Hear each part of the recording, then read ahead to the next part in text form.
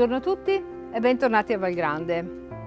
Questa mattina sono nel terrazzo, il terrazzo adiacente le nostre stanze riservate agli ospiti, e sto osservando le prime avvisaglie del fine estate.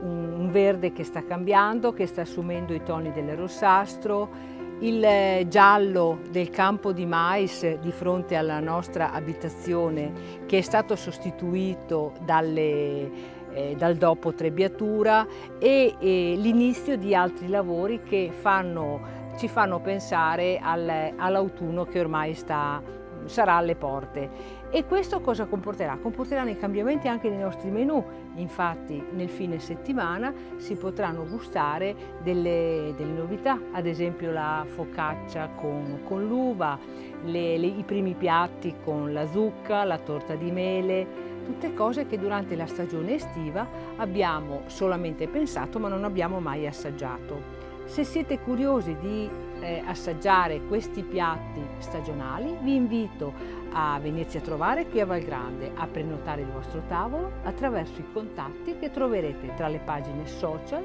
o tra le pagine del nostro sito web. Vi aspetto, ciao!